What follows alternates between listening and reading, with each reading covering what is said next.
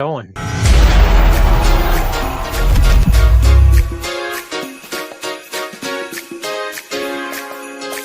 That is some holiday mix.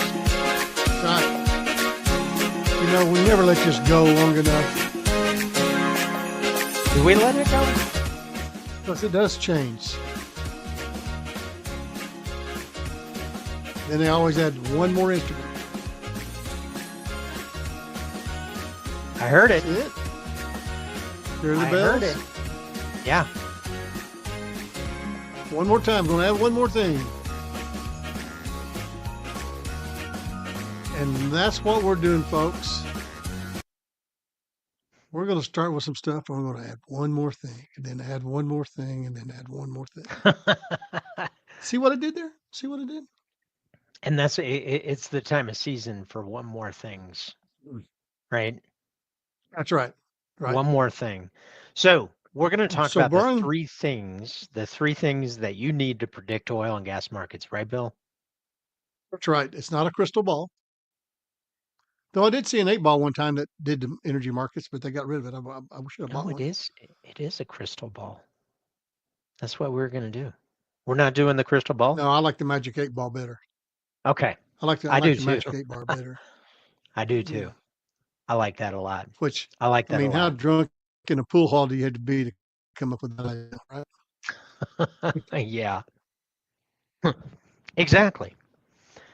So, I think I knew that guy. So what are the three things? What are we talking about today? Man, there are basically three things that most traders, most energy analysts, and experts, executives, they all look at these three things. We try to keep them simple. We try to keep them easy to do. So one of the first things you're going to look at is the supply demand balance. Always, everyone says, here's supply demand, here's supply demand, here's supply demand, here's supply demand. That's what they're coming up with. The next thing, it's just math. All right. Everybody has a calculator. Everybody's trying to do math. They're trying to do this. They're looking for the magic formula that says this does this, this does this. If you add this, and then there's always that guy, we used to call them quants or quantitative analysis guys. Mm-hmm. And the quants are sitting there. And I remember David when I was working at Williams. David, man, he would take it all the way out to what wars were predicted and everything else to what was going to change the energy market. So you have those guys who are just like deep into it. Right. Then you have the talking heads, the opinions. The guys on TV saying, well, it's going to go up, it's going to go down. And Kramer. I promise you can take Kramer, exactly. Buy, sell, DDD. Yeah. And the thing is that they're one side one way one day and the other side the next day, and then somewhere in the middle the next day, then back to one side the other day. And so it's you have to have like a record. You remember those guys that, this when you go to a ball game and you keep the stats on the program. Oh, yeah. Guys, that's what you have to watch those guys. Right. And so those are the things. And then of course I have my own Bill opinion, but we'll get to that toward the end. And so, but it has to do with the moon. So just hang in there. Oh, okay. Yeah, that's right. So let's start off with the basic supply and demand. So tell me, Brian, if you're looking at supply and demand, what are you looking for? Three main things. I'm looking at supply, I'm looking at demand, and storage or stocks, depending on whether you're talking oil or whether you're talking natural gas. So is supply rising? Is it dropping? How is it relative versus last year? How is it versus the 3-year average? How is that as a percentage to demand? What does that do to demand side? How much have we increased? How much have we decreased? What is the trends? What are the 3-month trends? What does it look like versus last year, 3-year average, 20-year average? Then you look at storage, and using natural gas, everybody uses a 5-year average, and you and I have a different opinion that 3 years might be better, but the industry still gravitates to this 5 years. But you look at fundamentals. Now, what I just walked through was supply, demand, storage. So supply and demand is 3 factors, but each one of those factors has different comparison lenses. How is it versus yesterday? How is it versus last week, last month, last year, the 3-year average. Now you don't have three variables. You have what, 20, 21, 21? Yes. And you start throwing in weather, you start throwing location, there's lots of different things you can throw in there. Well, and what is it today? In other words, people ask, well, what are the fundamentals? Well, the fundamentals when? Are we talking today? Are we talking tomorrow? Are we talking next week? Natural gas, that's a significantly different case 7 days ago versus today. And it's a significantly different case 7 days from today. So, what are we talking about and when? In other words, are the fundamentals trending bullish? For when? Is it tomorrow? Well, that's a different opinion than January, than February, than 2026. So, you have a lot of different ways that you can view that, and how they interact is you have all these different iterations of supply, demand, imports, exports, storage, stocks. These aren't just three numbers. They're an amalgamation of multiple numbers underneath them. How many different demand sectors are there? When people talk about oil demand, what is oil demand? Do you put oil in your car? Well, you put motor oil, but motor oil is not crude oil. That is No, it's not a crude refined. oil. Yeah. And so when you're talking There's a about reason they demand, call it crude. well, when you're talking demand on oil, what type Right. of demand? Are we talking gasoline? Are we talking jet fuel, diesel, Diesel, asphalt, something else? I don't know. You bunker know, fuel. so the key is you can confuse yourself pretty quick, I think. So that's So it's number not A one. plus So, B equals C. but we have something that we do that we'll tell you about a little bit later. But supply versus So demand is number one. Number two, that's all we fundamentals. Yeah, that's their supply demand. What about the and math? the What about these math. math guys? All right. These So, quants that what was the big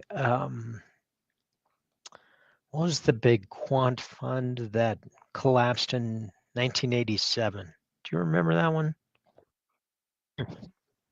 Ryan, I try to remember what I had for breakfast. Well, we can actually point to a more recent example in 2008 during the financial crisis. There you go. The subprime mortgage became it collapsed because there were all these iterations of bets upon bets upon bets upon bets upon bets, and then somebody realized it was just a collection, it was a house of cards, and it just Right. crumbled. And that's actually Yep. what happened. And this is called the technicals of the market. And for anybody that follows oil and gas markets and tries to look into the futures market and tries to predict the future, look at technicals. Technicals tell you the flow of the trading. The technicals are indicators that are based on math, and each one of them, there are hundreds of different indicators. Now you have hundreds of different indicators used in different combinations. These three with this six, with these 20. Right. There's, I And if only this one picked changes, then you look at three. these three. Then if this one changes, you look at these other three, and Exactly. and everyone's looking for that secret formula. That's what I was talking about. This is the math. They're looking for that secret formula that predicts the market going forward. But realize that this group inside technicals are people who do not necessarily own physical oil or gas. They do Hmm. not have to own any physical oil or gas to be in this market. However, they have a significant impact on the price of the physical oil and gas. And so that's why we're here looking at why you have to pay attention to technicals to understand where the price is going. Because you're Wall trying to Street loves to use confusing terms to make you think only they can do what they do. exactly. And so it's Wall Street, and sometimes it's, down on Smith Street in Houston. So it, Yes. Yes, that is true. in case you So guys don't know, Smith math Street was where or Enron was located. Yeah. Math or technicals is the second factor. So the first one is basic supply and demand, which takes us back to economics courses. Right. The second is technicals, which is kind of classical, more not classical, more modern age technology on using a bunch of math to use past to predict future, which doesn't work, by the way, but it does work because traders use it. So, Brian, let me ask you this question. See if you know this off the top of your head. I don't know if I do or not. How many more barrels are traded on the technical market versus the physical market? I'd have to look that up. Let me actually. I think it's really close to almost 10 times as many barrels are bought and sold on the technical market than is actually sold on the physical market. Let's So on the see. physical market, we're selling 100 million barrels a day, right? Okay, I am just taking. There's 1,000 million billion. So today's trading, which is not quite done, we produce and consume roughly on WTI only. WTI only. If I did my math right, which could be wrong, read all the disclaimers, so on and so forth. Let me double check. 1,000 million. Okay. So we produce and consume 105 million barrels a day. Does that Yeah. sound about right? Right. Today, before the market closed, we have traded 2.2 billion barrels has traded the financial market. So there you go. 2.2 billion versus 100 million. Those are two different So names, 20 times, million and billion, million and 20 billion, times, right? 20. We're trading 20 times as many barrels on technicals than we are trading on physicals. Right, right. Gee, I So wonder why that moves the price. technicals matter. They matter. So that is Yes. actually a key critical point. What's the last thing that we look at? This is where we look to experts, find out what the sentiment is. Now, you know what That's my, funny. you know, Experts. yeah, you know my definition of an expert, right? What's that? X is a has been, spurt is a drip under pressure. That's where I get the idea about experts. Yeah, definitely. So, but that's what we do. I mean, we are people who are very um, visual. And when people come on TV and say this is going to happen, if they're dressed in the right suit and the way we think they ought to know to be an expert, they'll do it. That's why Brian and I don't worry about all this dress up stuff. We know what we're doing. We know what it is. And but this is what happens. You got one guy's going, yeah, it's going up, it's going down, it's going, and we've seen that guy say up, down, and in caution within an hour. I've seen it within 5 minutes. Well, yeah, I've seen. So but when you look at in the their defense, in their sentiment, defense, in their new defense, information, new information. new information. It's a Yeah. volatile environment. And that's one thing I said in all my years on the trade floor was I said, you can ask me, I'm going to give you my opinion right now. I reserve the right within 30 seconds to go 180 degrees. I may go from buy to sell, but you look for Yeah. clarity from the quote unquote smart Wall Street guys. Wall Again, Street loves to use confusing terms to make you think only they can do what they do. so you have Goldman, you have Morgan, J.P. Morgan, whatever Morgan, Morgan Stanley, what all the Morgans, All the Associated Press, Morgans. Reuters, uh, all these different opinions out there. S&P, Argus. Another guy says up. Another person says up again, and then another person says down. Who do you believe? So you try to organize this, and at the end of the day, when you're looking at supply and demand, that's telling you one thing, technicals that is telling you another, sentiment which is telling you a third thing, and those are 50 different variables for each particular one. This is what you end up as. This is how you end up Yeah. looking. There you are. There you are. So as a matter of fact, I think that is me from 2007. Yeah. With a cigarette in your hand. Yeah, yeah, yeah, Yeah. yeah. The essence of being burned out, right?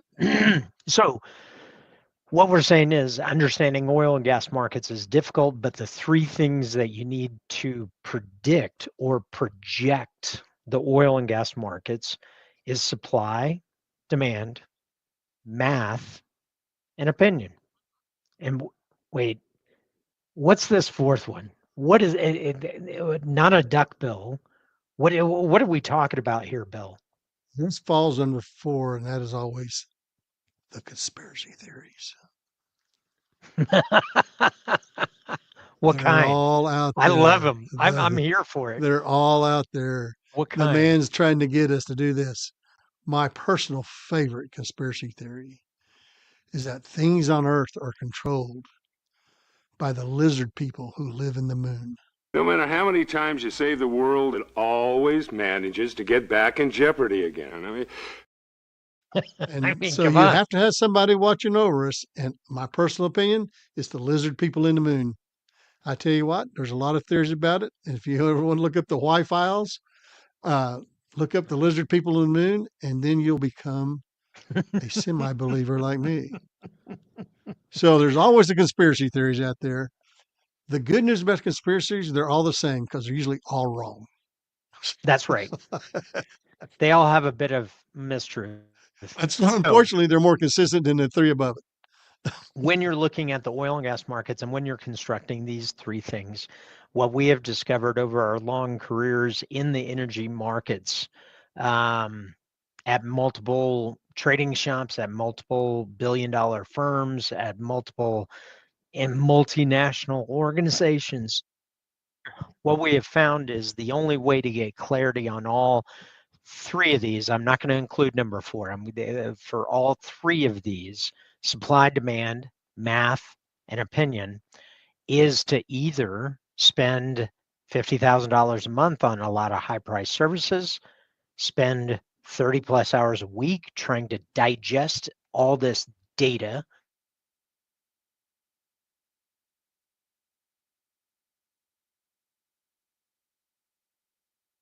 Great art for only $89 a month.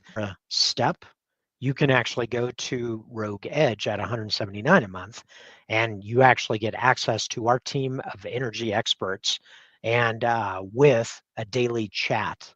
We chat in that trade room every single day. But this will give you clarity. Wait a minute! This Did will you give you, say only $179 a month? yeah, yeah. Man, that is cheaper than Starbucks. It totally is. So people inside the industry and at the various hedge funds, they're like, you're dramatically changing the market because you should be charging 10 times that. And we know that. We do. But we're providing value because we're democratizing the oil and gas insight because we've realized to identify three things, we have to track over 50, over 100 every single day. Yes. And Lots of correlations going on. so what we do is we utilize AI. AI provides analysis, and we provide the human, that's the art of looking at the market. So it's That's right. human and AI. It's both of them. A lot of people are looking at AI as the solution. That's not the solution. The solution is to utilize AI to actually generate some interesting perceptions of different mathematical angles that you're not thinking about. We use AI to do some of the time consuming things like AI can evaluate 50, 60 articles very quickly.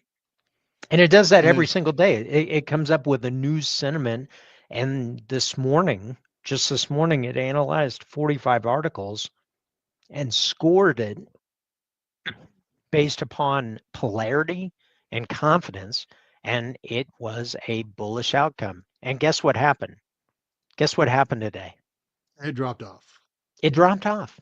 So the thing is that if you look at AI as the end all be all, you're going to miss the art. And that is part of the subjective, which is looking into the sentiment, looking into the technicals. looking into all of these things. So Just that's, remember, the market can remain illogical longer than you can remain liquid. That's all we yeah. always try to tell you that. I mean, so here's the thing. You should center your outlook around understanding supply and demand, understanding the math or the technical indicators, or 3, the opinion of the market. If those 3 things, then you will be able to predict and project the market. Doesn't guarantee success, but you will have an educated opinion on what the future could hold.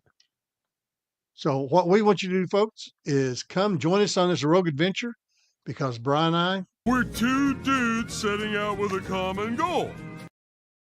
Yep. that's who we are. And listen, thanks so much for being with us. Appreciate it. And listen, if you're curious about the markets and you want to give us a 14-day free trial, links down below. Otherwise, stay smart, stay on top of it, and don't go with the crowd. Don't go with the crowd. And if you don't want to do any of that, contact me and we'll talk about the lizard people in the moon. And until next time, stay rogue, and we'll talk soon.